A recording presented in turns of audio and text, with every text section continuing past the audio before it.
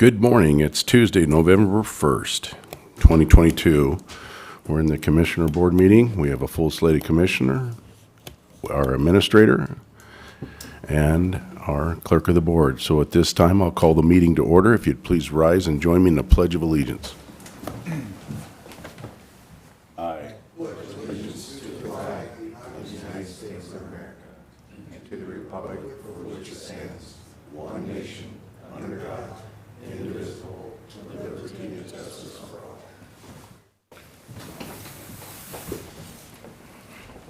all. All right, the first item on the agenda is the approval of payroll rosters. Vouchers. Vouchers. Okay.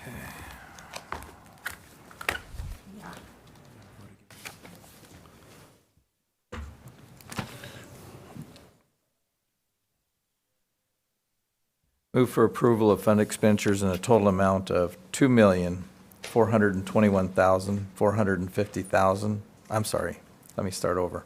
$2,421,450.77 as presented, and note that it has been reviewed and signed by two representatives of the auditor's office and the county administrator.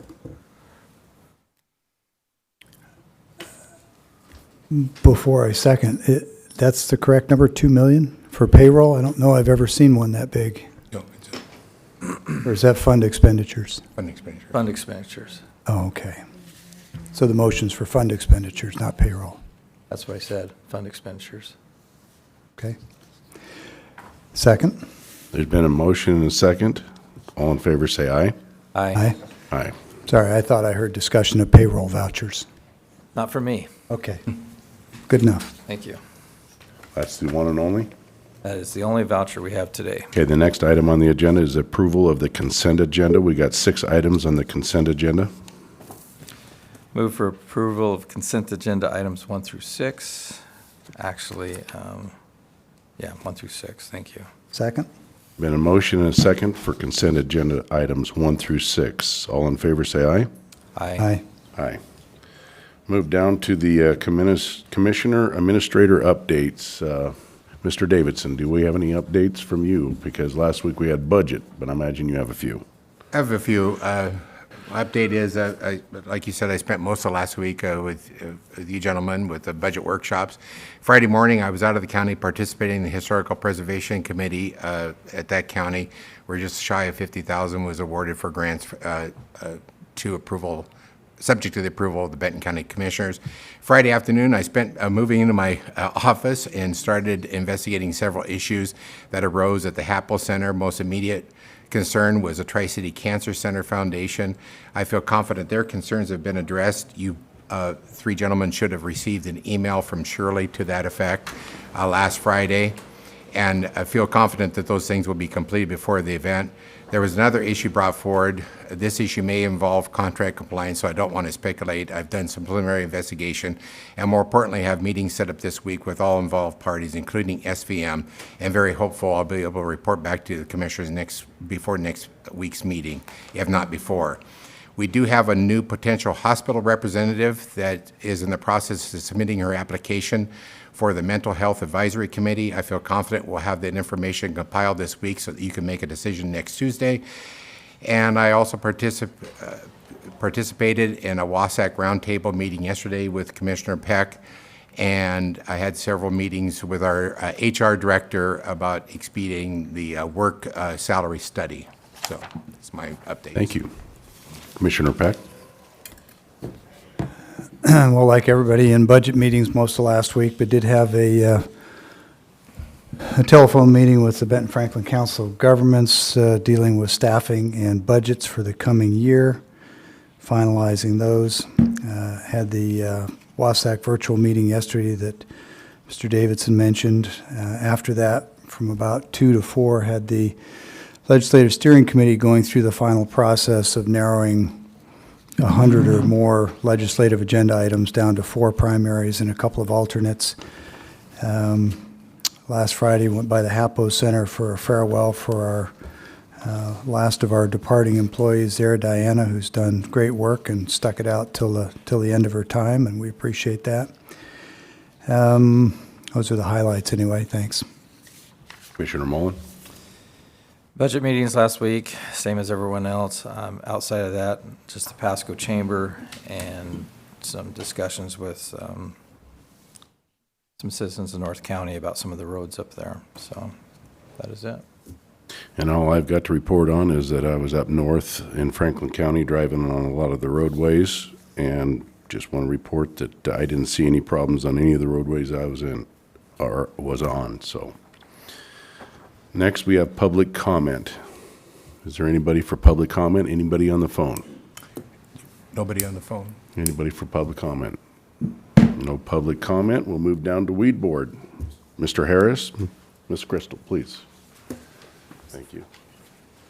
There we go. Good morning, Commissioners. Good morning.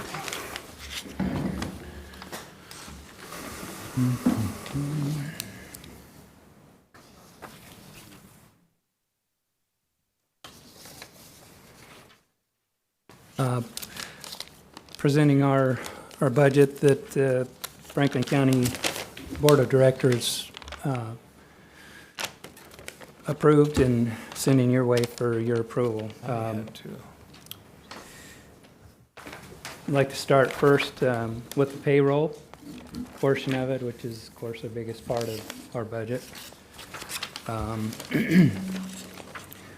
We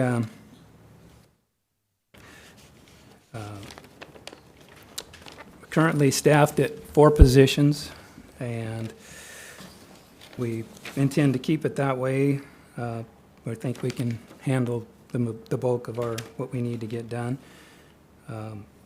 This year, I put in with inflation being where it is, I put in for I first discussed with Eric Wyant while he was still here. He suggested maybe a 4 to 5% increase in salary would probably be in line with other departments. So, but then after learning of the increase to the insurance contribution, I decided to drop it back to 4, and that's kind of where we're at on that.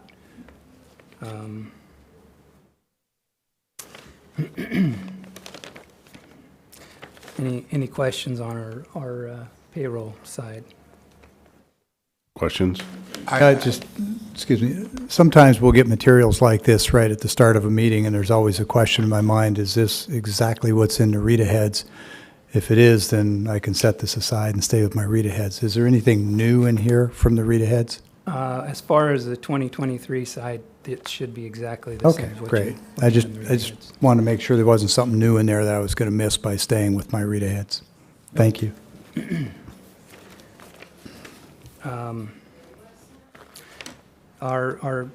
The next part of our budget is one of the major, our cost share program that we've done for the last 6 years.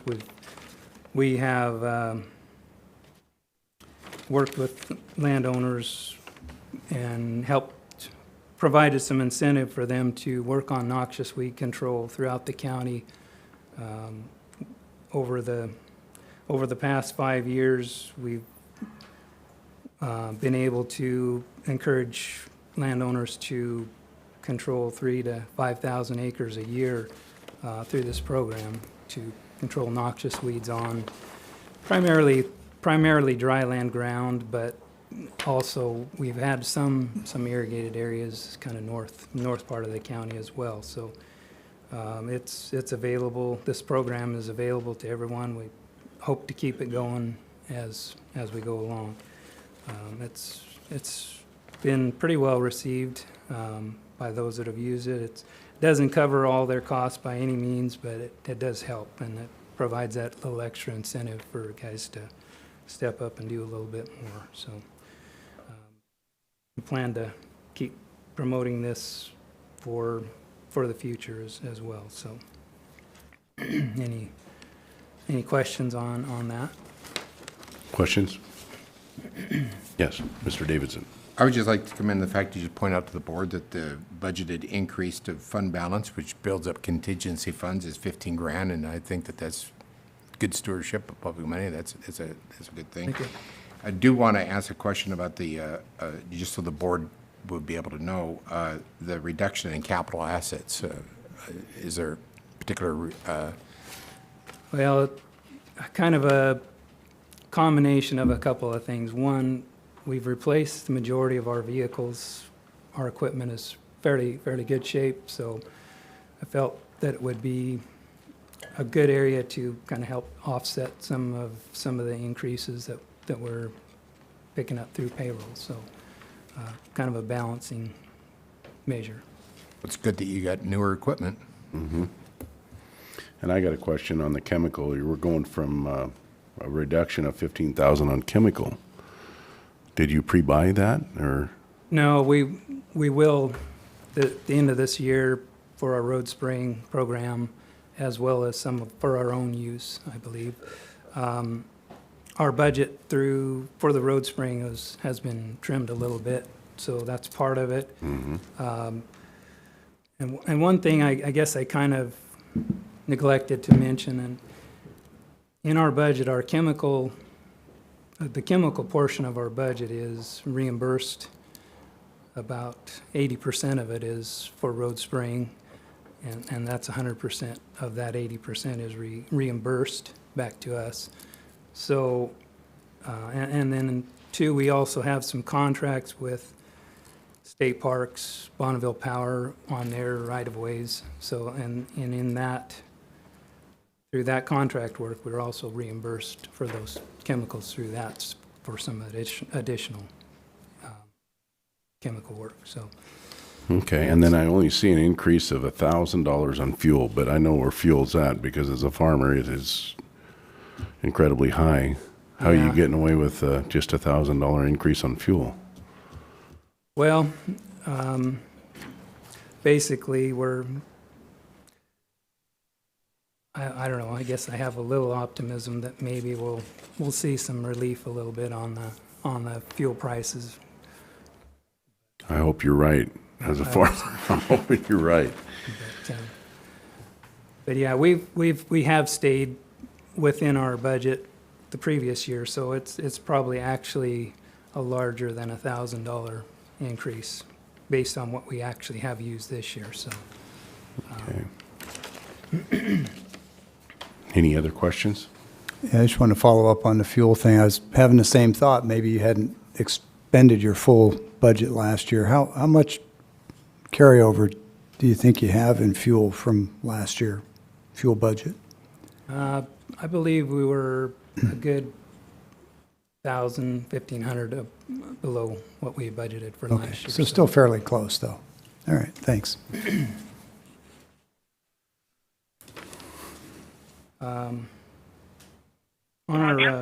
our roadside program, we are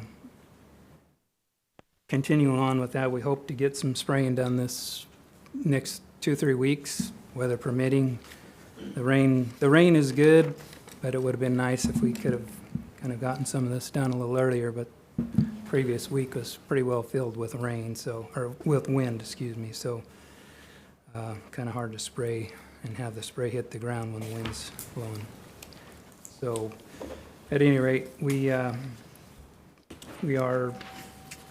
planning to move on forward with that, see what we can get done this fall before it freezes up, and hopefully we'll be able to cover majority of the roads. All right. Is there any other questions? No. Any?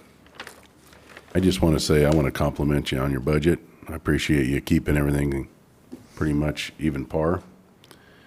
And I think you're a great steward of the county's tax funds, so thank you. Thank you, appreciate it.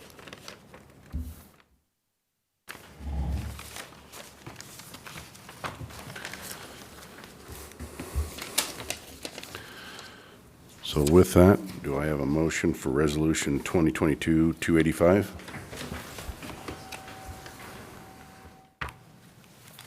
Move for approval of, I don't see the number on here. Move for approval of Resolution 2022-285 as presented. Second. Been a motion and a second for Resolution 2022-285. All in favor, say aye. Aye. Aye. Thank you, Mr. Harris. Next, we'll move down to the open public hearing on Franklin County Ordinance 4-2022. And at this time, I'll open the open public hearing and ask Derek, Mr. Bratton, to present. Thank you.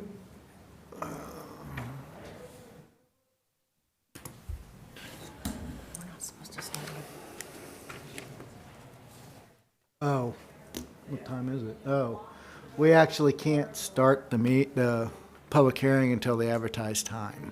And the advertised time is 9:35? 9:35. You guys are moving too fast. Wow. Well, I guess we can skip over it and move on down to the. Come back to it. Let's move to the administration office business. Mr. Davidson? Commissioners, we do have a resolution for supporting Operation Greenlight, which is where we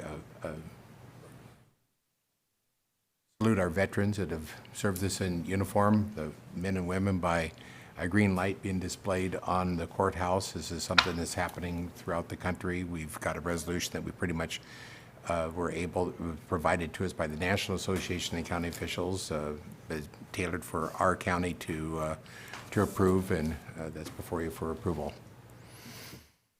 Move for approval of Resolution 2022-286 is presented. Second. Been a motion and a second for Resolution 2022-286. With discussion, is there any discussion? I'd just like to say that this is something that was brought forth. It's about recognizing our veterans and the help that they have available to them from county government and federal government. There's all levels for veterans for assistance, and I want to make sure that they know it, and I think it's a good way to advertise that and show it is by doing this Operation Green Light. So is there any other discussion? Hearing none, all in favor, say aye. Aye. Aye. Next, we'll go down to the higher accounting supervisor at step 5. Yes, this is a resolution we have, and we have people from the auditor's office that can speak to this. There's an important position to fill with someone with expertise. This isn't a reclassification. This is permission to hire someone in at a higher step level than custom. And so, Tim, you want to take it away? Thank you, Dwayne. Yes, so this is my former position. After the previous director of finance left, I took that position, and so then this is filling my previous position of the accounting supervisor. It's a grade 19, and we're ultimately asking for a step 5 exception due to just trying to give a little bump to the potential incoming applicant. It would, with a step 4, it would essentially be flat to where they're currently at, and so a step 5 would give a slight increase, trying to try to encourage them to come. We've had a lot of struggles in even getting applicants for this position. We've had it open since May 24th. Had a total of 7 applicants. Really, only 2 were even qualified for the position. At one point we came before the board asking to go through Prothman because of our struggles. I think at that time we only had 2 applicants or something at that point. And just there hasn't been a ton of applicants. And that request was initially denied, and to try to go through other routes first, or to gather more information. But then we started seeing a few more applications come in, and then there were a couple that were qualified. And so we do have the budget availability, so we wouldn't even need a budget transfer due to the shifting of positions. With me going to the previous director of finance's position, I'm a lower step than he was, and then this position, the new incoming person would be a lower step than I was in my previous role. This person's got approximately 10 years of government experience, certified public accountant, So I think it's a worthy cause to do a step 5 on this position. Tim, is this an in-house applicant? It is not. Okay.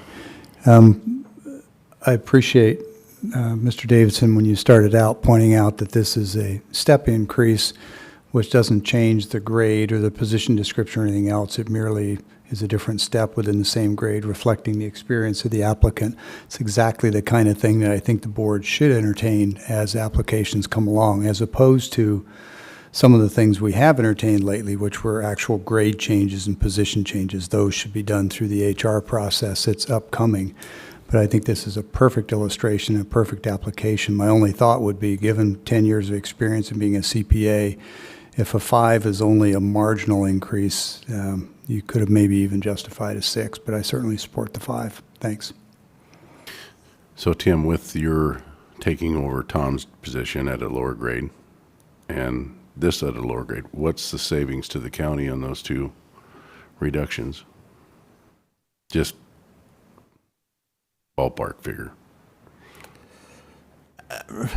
I'd have to run the numbers, because I mean, It is a ultimately with savings. Tom being gone through the rest of the year and stuff, so I'd have.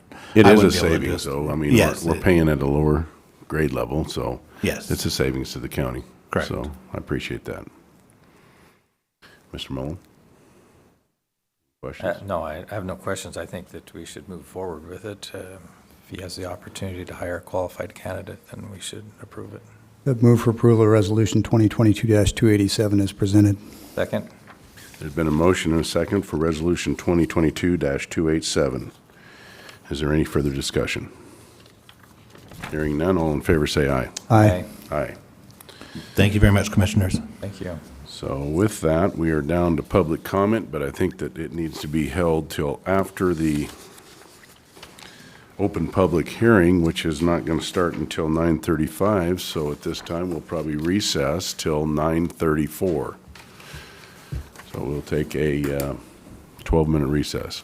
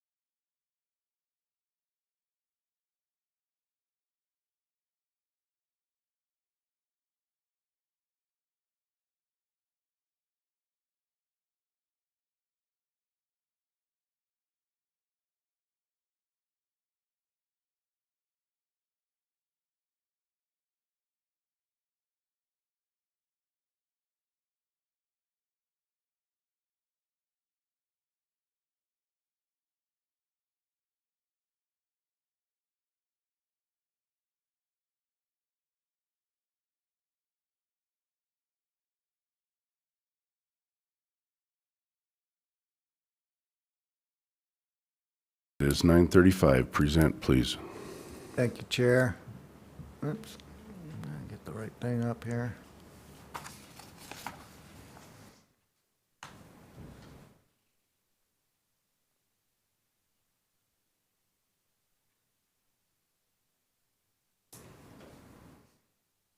Thank you, Chair. Yes, this is a public hearing, open public hearing regarding the emergency moratorium adopted on,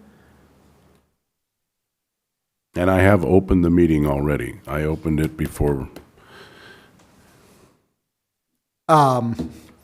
that we adopted with regard to the the Growth Management Hearings Board ruling on the comp plan appeal by FutureWise. Effectively, what happened is on July 1st, 2021, Franklin County adopted it was July 1st or June 1st. We adopted our comp plan. It was subsequently appealed by FutureWise regarding a claim that we did not properly de-designate properties located in the proposed UGA as proposed by the City of Pasco, their expansion. That went to Growth Management Hearings Board in December of 21. They provided a ruling. They ruled that FutureWise was correct, that the properties that had been designated as Franklin crops and or Franklin soils were agricultural lands of long-term commercial significance as defined under the RCWs. And we challenged that because we've always utilized that designation as a planning designator, meaning we recognize that these properties were being used for commercial agriculture. But when you're looking at expansions of the UGA or other types of urban growth, you kind of create a tiered system for when you're looking at what land should be included. So for us, what they were is what I would call secondary. So first, when you're looking at, okay, where should we expand the UGA, you look at urbanized areas, areas that have reached an urban scale. Then if you don't have enough of that acreage available, then you got to start looking at other types of acreage or other types of land use.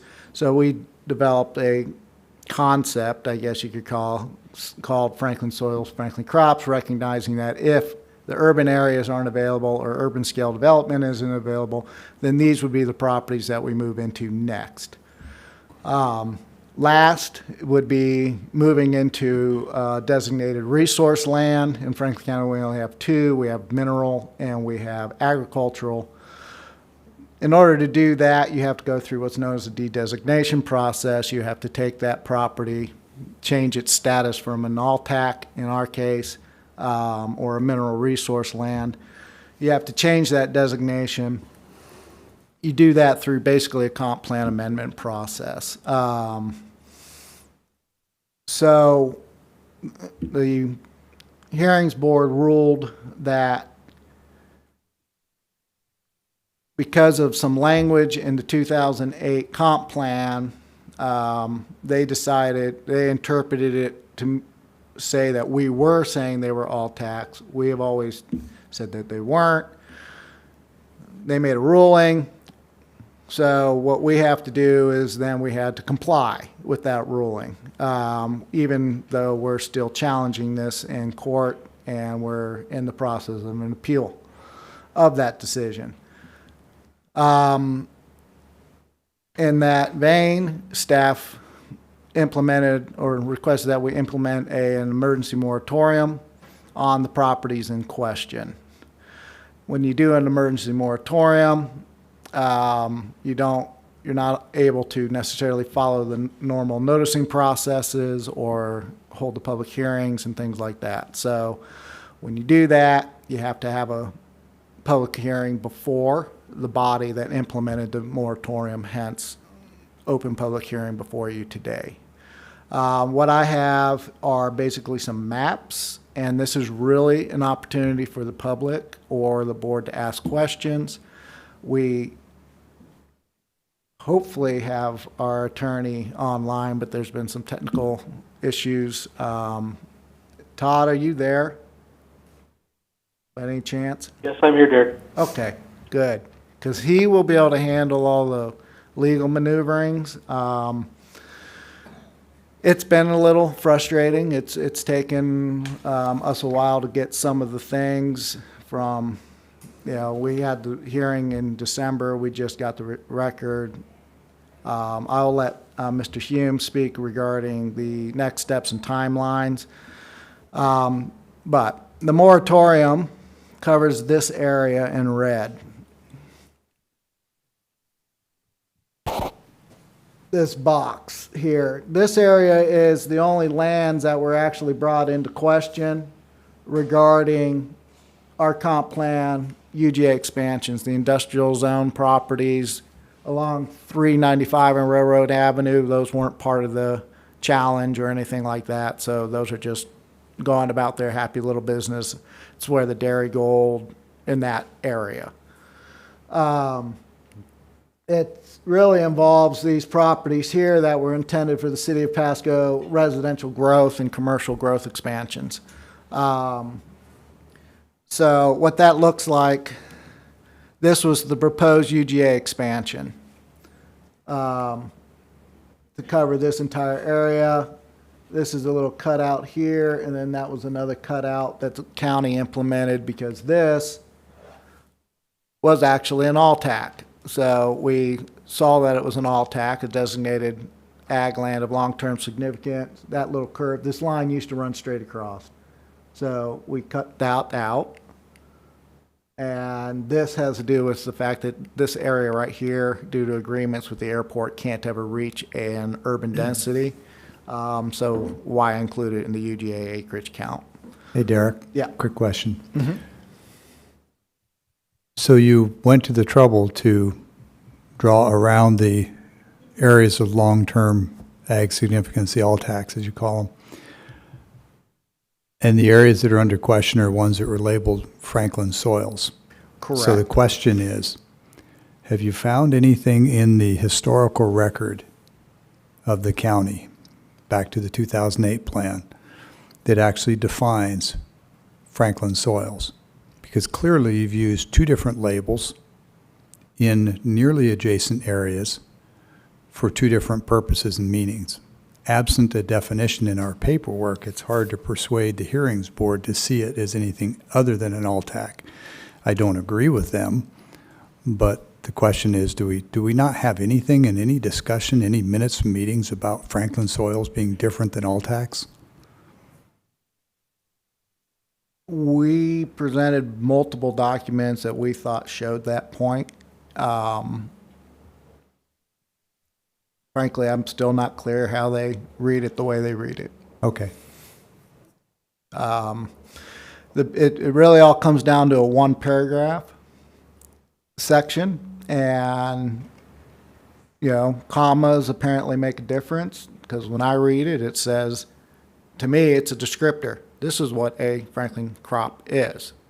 But at nowhere and at no time in our plan that we're aware of or that we ever intended were Franklin crops to be designated.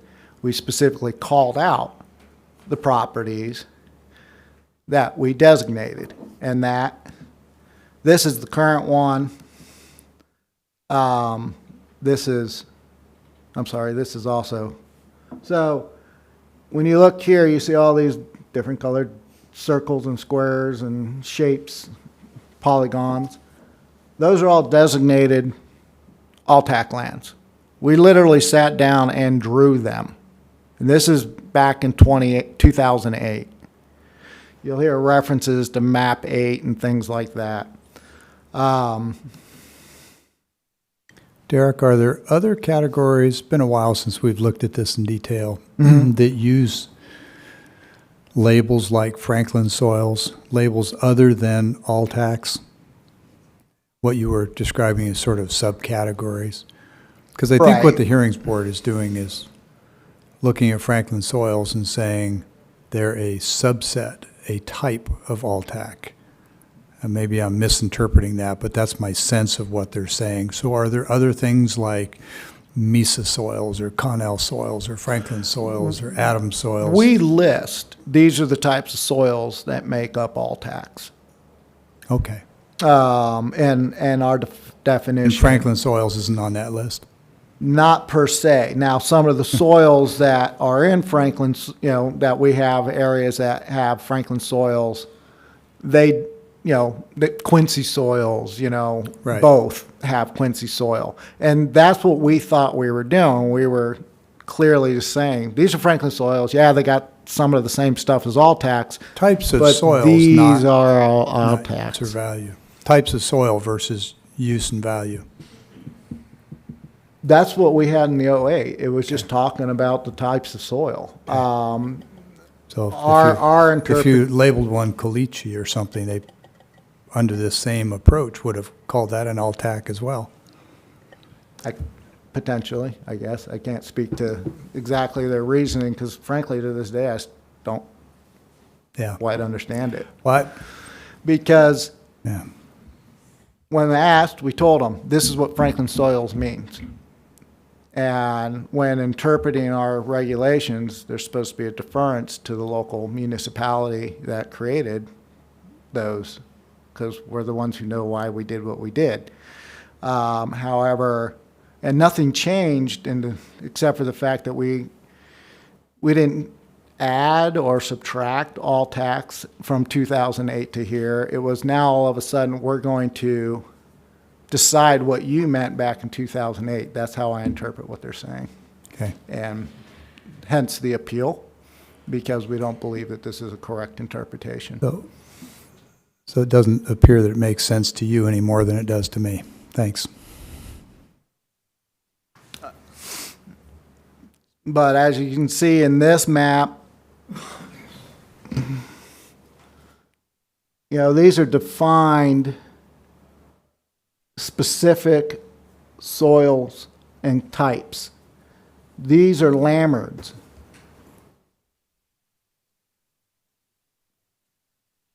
You notice how there's this band with nothing in it? And it's been that way since 2008 as well. Because this is the strange little area of Franklin soils.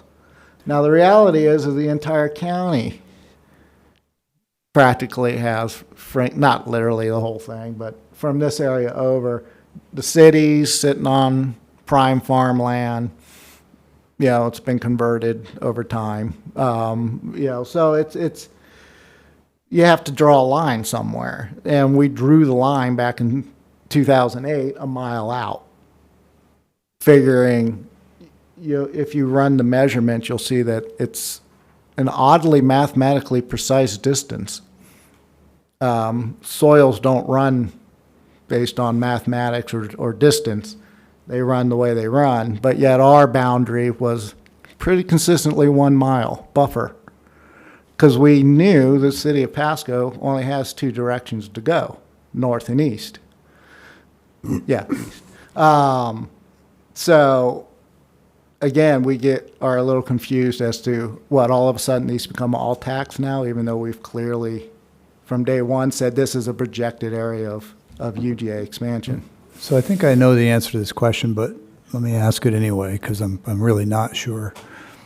With respect to pre-GMA segs, there's some at the end of Columbia River Road on the north side of the road there, couple hundred acres worth probably right in there.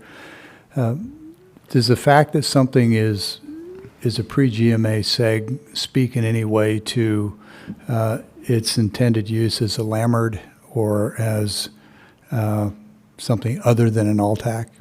Yes, exactly that. A lammard is a defined. So those qualify as lammards and therefore are essentially excluded from the Altac? The ones that are defined. The Yeah, for predefined. example, there's some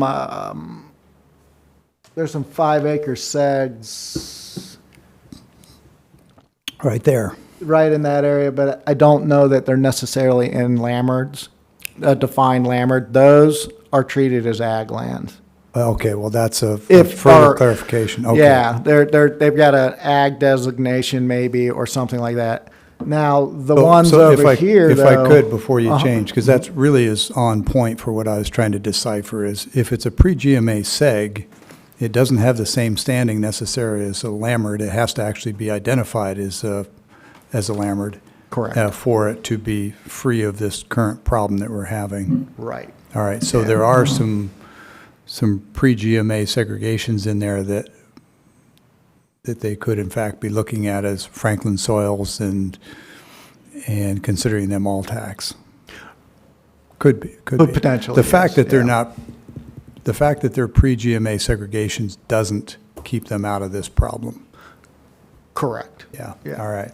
Because see, like where most of our growth is occurring right now is up here along what we call the shoreline, Lammert, and that's got an underline or a comp plan designated shoreline development with an ag designation on a lot of the properties, unless they've been rezoned to RC1, RC5, something like that. Okay. And there's segs in there, 5-acre segs that are, I want to say there's about 10 or 15, a cluster of them over by the kennel. Yeah, I think there's maybe more than that. Yeah, There's a full circle. But yeah, that's been broke into 5, but it operates as a crop circle. Looking at it on the ground, you wouldn't know that there's actually technically 5-acre segs here. Right. However, those are in the Lammert of the shoreline development. So they, All right. So Yeah. that's a third category from what we were just discussing. right, it starts getting into various. So that's why, though, like I said, we created this buffer knowing the city was going to grow. So we create a buffer, but at the same time, we're acknowledging that you're going to get some. So we have to acknowledge the fact, yeah, these are operating farms, but the farmers decided they want to go into development or whatever it is that they want to do. It's their option. And that the city is going to have to grow. So we built in this buffer. That's how we've always looked at Franklin soils. 12, 14 years after we've passed our comp plan, we've operated under our comp plan. Now people are telling us that that's not how we're supposed to interpret our comp plan. So That's Derek, how I interpret what's going on. we're talking about Franklin croplands, soils. The one thing they're forgetting in this whole picture is water. If you don't have water, you're not growing anything in the desert. Without the Columbia Basin Irrigation Project, there is no croplands. Yep. And for Franklin County to frankly, I'm looking at this, and I got a question as to a motion to disqualify Board Member Rick Eckenstead. Who made that motion to disqualify him? We did, Why? because Todd, can you explain this?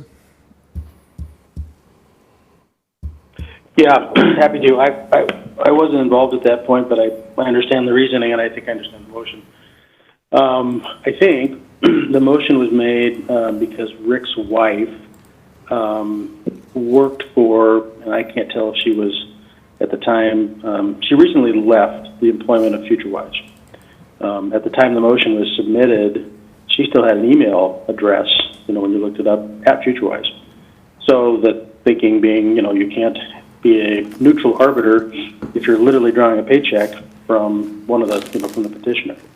So I think that's what was behind it. Yeah. Okay, that's what I was looking for, is why the motion was made, is because obviously we got bureaucrats on the west side making a decision for Franklin County and how we're going to grow. And this is not cropland, and this is not farmland without water. If we don't have water, this is nothing but a desert. Nothing grows except for sagebrush, rattlesnakes, and jackrabbits, because that's what was here when my family got here. So how many counties out of the 39 are part of the GMA? Currently, there are 28. 28 are part of the GMA. Correct. How many of those are Eastern Washington counties? Oh, I'm sorry, I would have to go back and check, but. If you wouldn't mind, let's just get it right, but go ahead and go back. Has any county left GMA since? Berry County, there was a brief window where the legislature had an opportunity for certain counties that met certain parameters. One, they had to opt in, so they didn't trigger in. And then they had to show that they didn't have any growth, and then they could opt out. But that window closed, and our current growth makes it so that we would trigger in regardless. But Ferry County was the only county that took advantage of that. 11 counties grand total opted in. 18 counties were mandated. Then Ferry County withdrew in 14. They're the only ones. In fact, I think they're the ones that requested the legislature. But like Okanagan County, Pend Oreille County, and Ferry County, all of those northern counties, a lot of them, they just didn't really have the growth, but only the Ferry opted out. The rest that opted in are still in. Okay. That's all the questions I have at this time.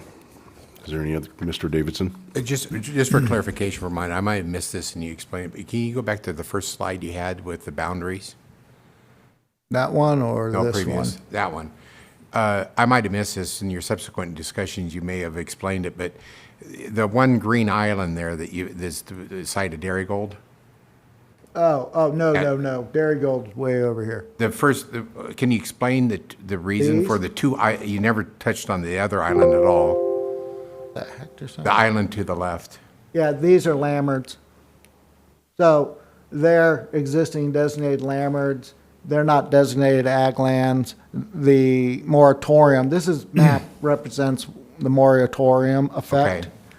Okay. Using that term, I just didn't correlate Yeah, the two. I'm Okay. sorry. It's a local area of more intense rural development. That's a lammard. So this is a lammard. That's a shoreline development area. But yeah, this is Cal Trail. That's Clark's Addition.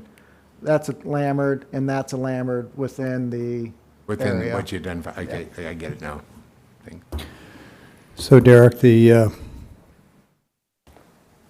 review on this complaint from FutureWise was done, I noticed in the paperwork it says the Eastern Washington Growth Management Hearings Board. The board has a western, it has an eastern, I think there might be a central too. There's, by statute, it's an elected or a former elected and an attorney. And we have those two from Eastern Washington, as I recall, they're both out of Yakima. Who actually reviewed and ruled on this? Was it the full Growth Management Hearings Board or just the Eastern Washington Growth Management Hearings Board? Because I'm seeing... Eastern Washington. And so, There's a three-person panel. All right. So these really weren't bureaucrats out of Western Washington. These are Eastern Washington representatives. They are appointees. One is they're appointed by the governor. One is former state rep Bill Hinkle. Correct. Hinkle out of Cle Elum. I forget who the attorney is, but these are Eastern Washington people that made this ruling. The chair is the attorney is Out of Yakima, as I recall. it's the gentleman Doesn't we really asked to matter. recuse. I'm just putting some but light on yeah. the process. I couldn't recall if this was Rick. something where the full Correct. board had voted on it or whether it was just the Eastern Washington. Yeah, it's just been Eastern Washington that I'm aware of. Okay. Can I answer that? Sorry, I'm looking at don't mean to interrupt, but I'm looking at the order right now. The three board member panel consisted of Rick Eichstad as the presiding board member, Bill Hinkle, and Cheryl Flug. Cheryl's out of the west side. And the board does not really have the staff to staff. You're right in the way it was set up. It was central and western and eastern, as the way they broke down the states. They don't really have the staffing, the resources to fund all those offices anymore. So they will a lot of times pull board members from other areas to weigh in on Eastern Washington matters. And I believe Cheryl Flug is from the west side. And where is Rick from? Rick's from Spokane. He's an attorney. Okay. As long as we've got you on the phone, would you mind giving us a sort of a summary update on where the appeal stands now and the key bases for that appeal? Yeah, no problem. When we appealed, we triggered a mechanism that took us directly to Division 3, the Court of Appeals, and bypassed the Superior Court. And both parties, all parties wanted to do that, including the Port of Kennewick and the City of Pasco. Sorry, the Port of Pasco and the City of Pasco. And so the briefing schedule was delayed because the board itself didn't get the record to the Court of Appeals for months and months and months. That problem resolved in September.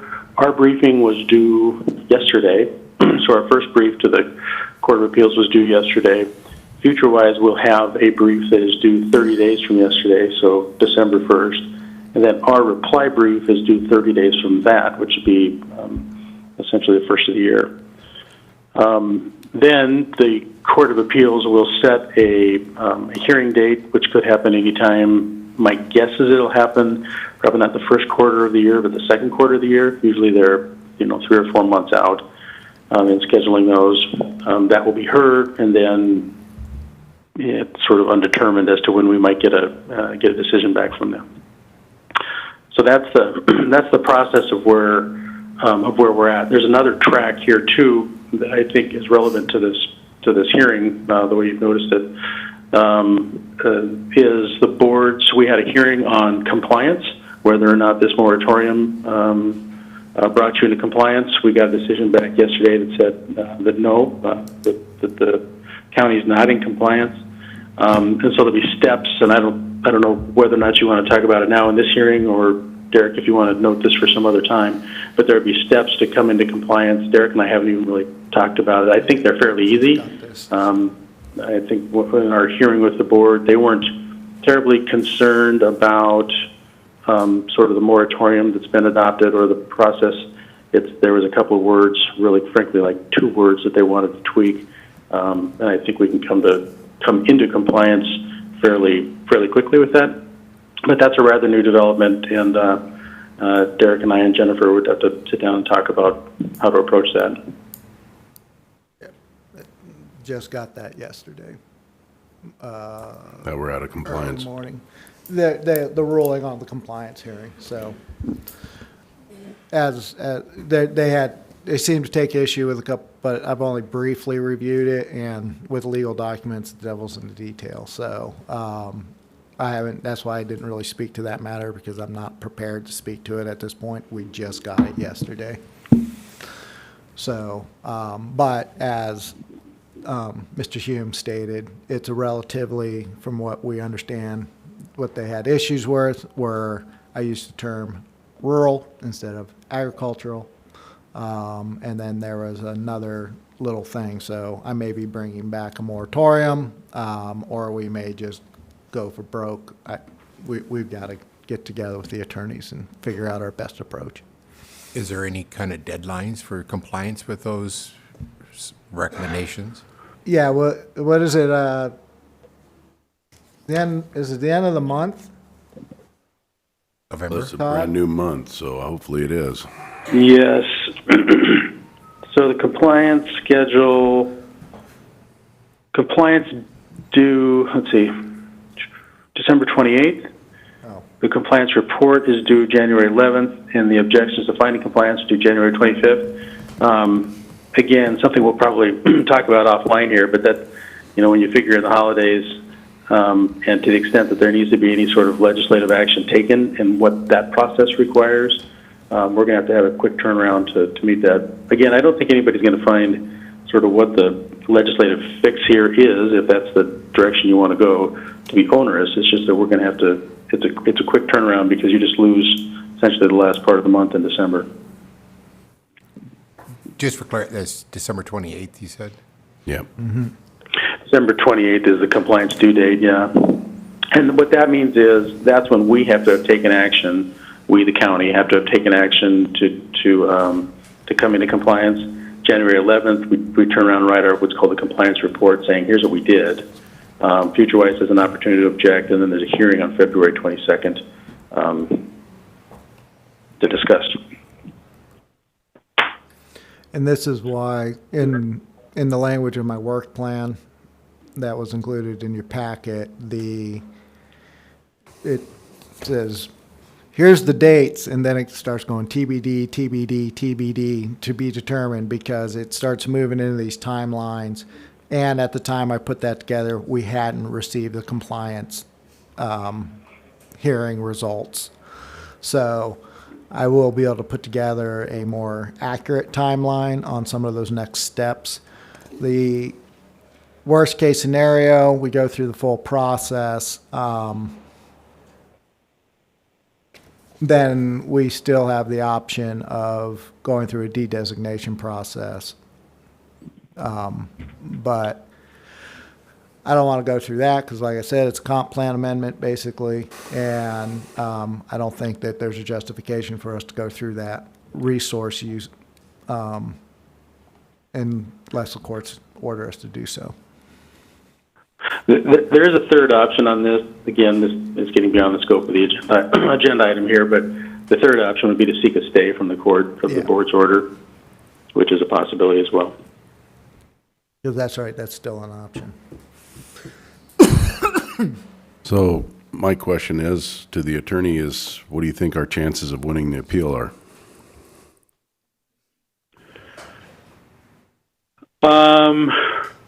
Well, is that something you want to talk about in open session? Maybe, but let me ask you this. It's probably in here, but we're appealing to the full board over on the west side on this, is who we're appealing to? No, The appellate body we're in front of right now is Division 3, located in Spokane, of the Court of Appeals. Okay, Court of Appeals. Yep. Okay. So this is a open public meeting. Is there anybody from the public that wants to weigh in on this at this time?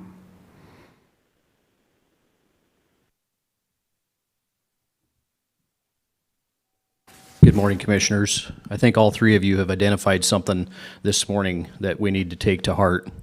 You are our elected representatives, and I think all three of you have identified that we have unelected bureaucrats that are handcuffing us from doing the business of our county.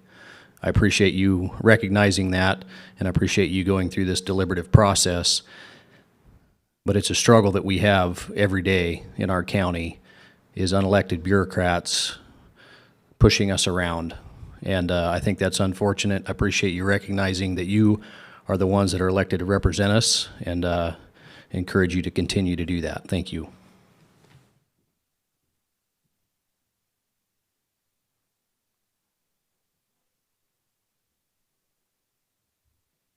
George Dockstetter. By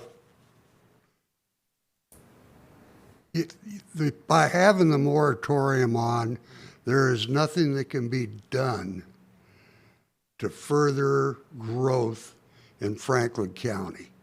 Right now, there's one piece of property that's in for a zone change, and they can only do that at the first of the year to the comp plan. And that's put on hold. And if you don't lift the moratorium, it's going to be another year before anybody can come before the commissioners and ask for a comp plan change. And I would like to see the moratorium lifted so the people out there that own property that want to come forward can go ahead and proceed without being put on hold for another year.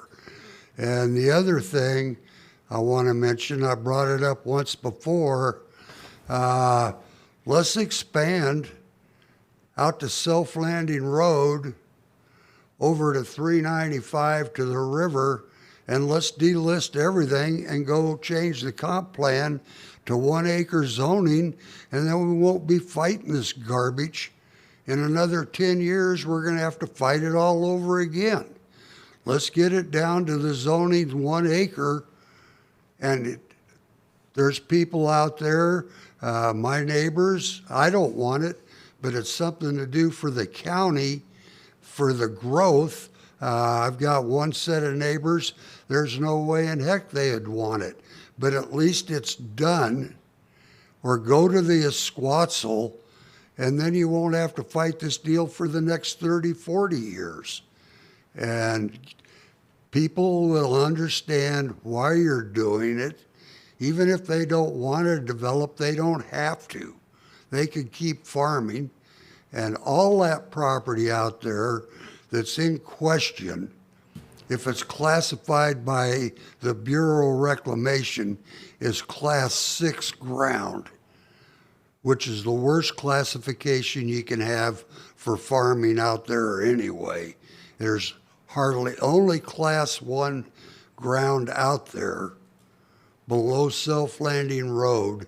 There's approximately 300 acres in the Shumway property that sits between Taylor Flats and the Columbia River Road. And he has 1,000 acres, and less than a third of it is classified 1 and 2. Everything else is still 6. So I'd like to see you just, let's change the comp plan, get this thing done, and then we don't have to fight with FutureWise or some other bureaucratic group down the road. Thank you for your time. Thank you. I really agree with George there in several of the things that he said. Let's move this line out. If you own the land and you don't want to develop, you don't have to. But this process that the Growth Management Hearings Board and FutureWise, it appears, is a deliberate and intentional meant to frustrate and gum up the works of what our county is trying to do. And I'm watching Derek, and you guys have to go through this process of trying to juggle, and they're trying to beat us up over the fine print of something they know and we know that it's going to happen. Pasco has no opportunity other than north and east to develop out, and so they're trying to gum up the process and to slow down the process. I agree. Let's go out to Self-Landing or to the Esquatzel, and it is causing a lot of headache. It's very expensive for the county. It's very expensive for developers, the landowners, and be our elected representatives. I think that you need to appeal this and go show what we're doing. We've been doing it since 2008.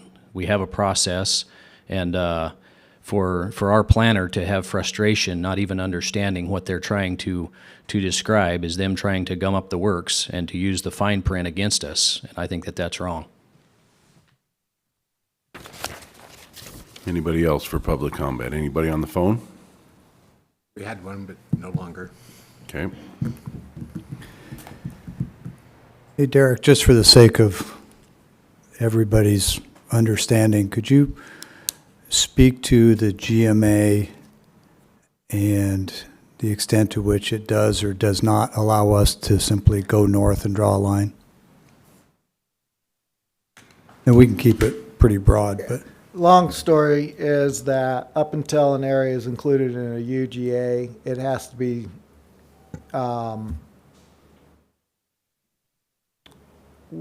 there may be something we can do with regard to those last two comments.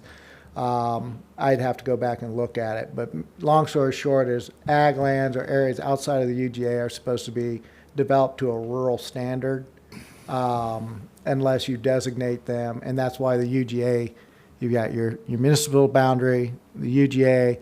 That UGA area is for growth to occur over the course of 20 years, and then you move those lines. When you're outside of that UGA, you're generally, under state law, you're limited to 5 acres as far as a seg, but local jurisdictions can modify that. The county has adopted a 20-acre minimum in the ag zones. And except for under the innovative short plat process. But the point is that out in the non-UGA lands, your density is extremely limited under the Growth Management Act, and I would have to look at the specific details as to how we may be able to approach a different approach regarding that.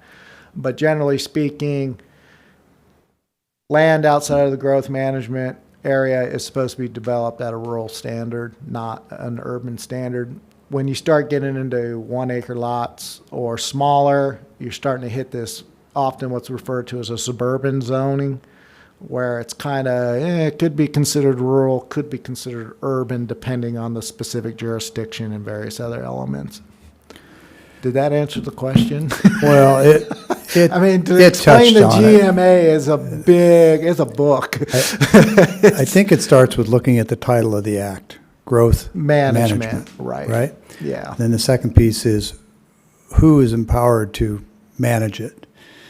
And while counties were told that they would, the GMA obviously contains a lot of provisions that are severely limiting. And so its underlying premise and intent was to manage growth and to prevent sprawl. Yep.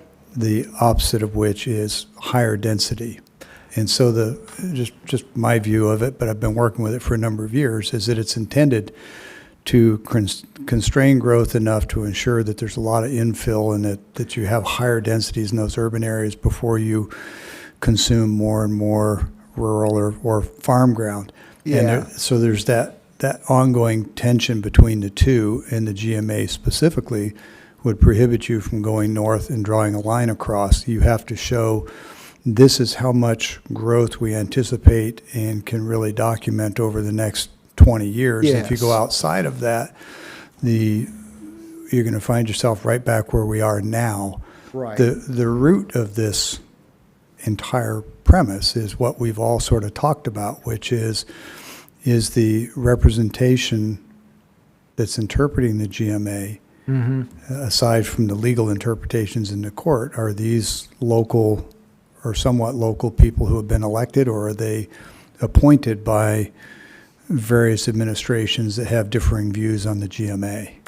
So I'm trying to be Right. tactful And- here, but I think we all know what we're saying. And that growth and what determines how much you can grow, that's not set locally. That's based on the Office of Financial Management 20-year projections. And you can choose low, medium, or a high projection. But if you if you go above median, you have to show your justification.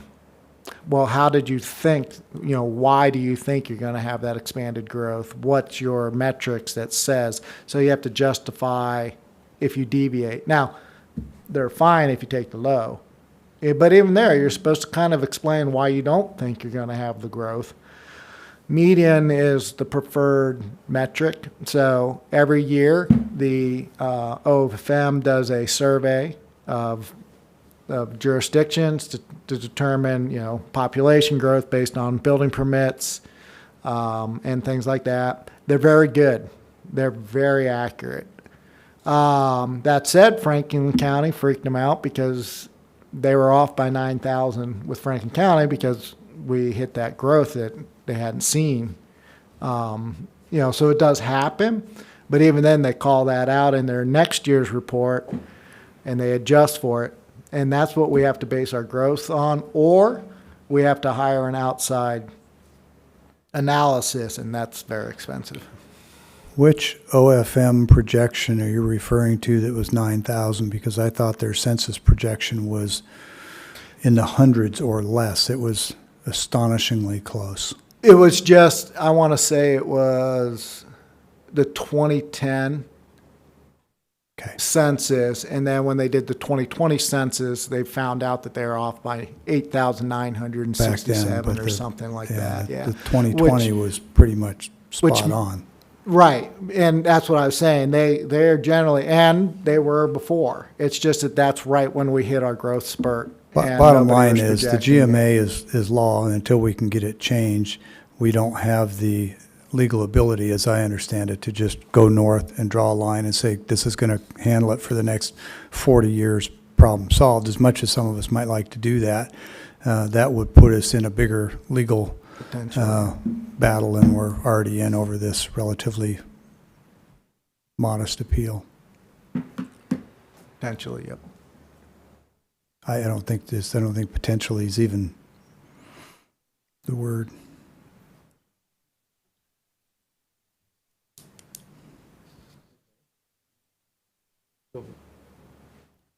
Ask for that, or? Yeah, our attorney is requesting an executive session on the basis of litigation or potential litigation to explain some issues we're facing right now, that he doesn't wish to do an open public meeting. It's okay with me. Yep. So we just need the, Like to 10 call out Yeah, you know what, I don't have the subsection. well, no, we're still in an open public meeting right No, now. I was gonna This- redo the RCW that we're gonna do Okay. it under. And there Okay. used to be a nice cheat sheet around here, but it's the executive session, 4230-110. And it'd be litigation or potential litigation, which I think is section G. You want to look that up really quick, and when we close I can the look that up so you guys can. open public hearing, we will call Well, out that. keep the open public meeting, we just need to Yeah. pause and do an exec session real quick. And then Oh, we can do go it in the back. middle of it? Oh, okay, all Yeah, right. because once we close it, we close There's it. some information he thought might be important to explain. Reveal before we, okay. Do we think we need 10 minutes, Jen? Yeah. Dwayne, do you happen to know that? I don't see the cheat sheet up here. Cheat sheet for executive session. I think I have it right here. There it is. It's section I.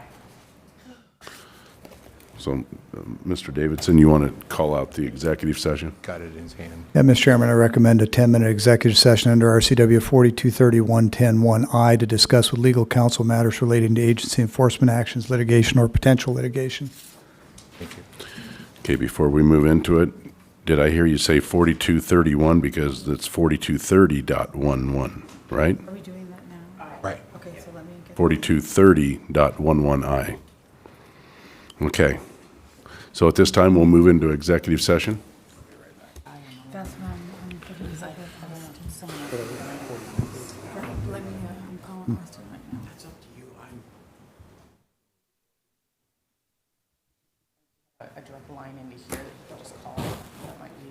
Yeah. I just want So- to stop this.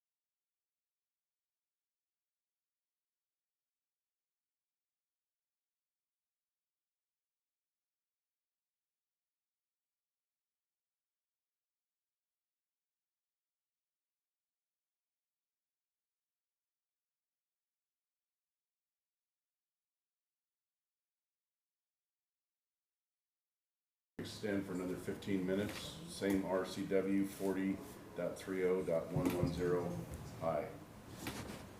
Parentheses 1, parentheses I.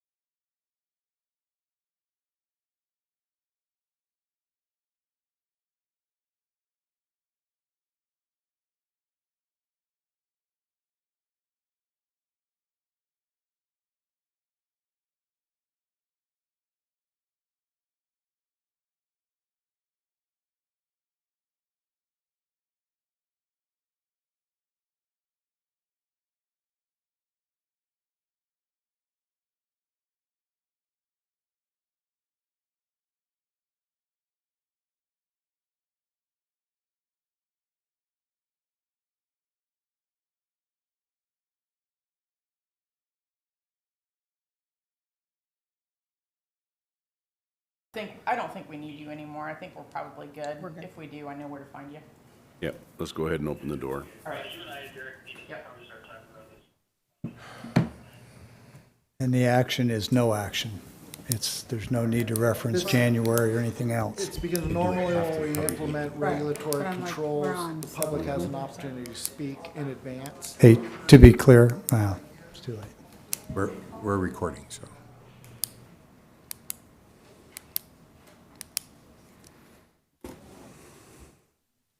Okay, we've come out of executive session, and we are back into regular session. We still have an open public hearing going on about the Franklin County Ordinance 4-2022, ensuring compliance with the EWGHMHB final decision. And I think we're going to continue with the moratorium until February 28th. There's no action. We're just going to continue with the moratorium until February 28th. Is there anything from the commissioners?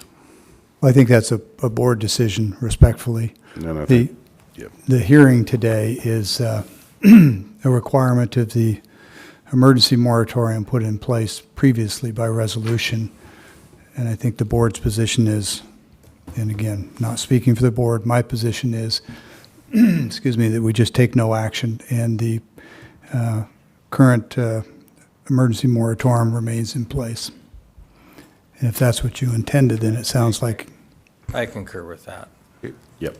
Just for clarification, should we close the public, We have to close it, yeah, but we're just. before you take action? We're just talking, and it's still an open public meeting in case Okay. anybody from the public Okay. would like to come forward, but that's the course of action we're going to take. Is there anybody that wants to speak to it? Got it. I don't know what the hell the lawyers told you, and I really don't care. But this is ridiculous to put a moratorium on that affects the whole county. It doesn't just affect this one little area. So everybody out there in the county that wants to do something is going to have to wait till 2024 to do a comp plan change. And I think that's just ridiculous to the property owners of this county if they want to do something with their property. It's not your property, it's not the state's property, it's their property. And I don't care what the lawyers said, but there's no need to have a moratorium. Thank you. Derek, do you want to address that? We are not stopping any development under the current codes, correct? The moratorium only is in the defined area as shown on that red map.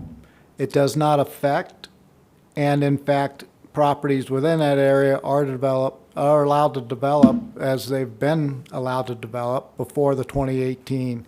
So any ag uses, any ag developments, all of that stuff is still allowed. It's basically the properties are viewed as they were with agricultural comprehensive plan designation of agriculture and an overlay or a zoning designation of AP 20. That's continuing. And the moratorium, and then when you get outside of that area, well, it's the same. It stays. It's AP 20 or AP 40, depending on which side of the county you're on. But it doesn't stop development. It only stops urban level or increased density levels. That's really what it effectively prohibits. So you can't change the comp plan to go from 20 acre minimum to 1 acre?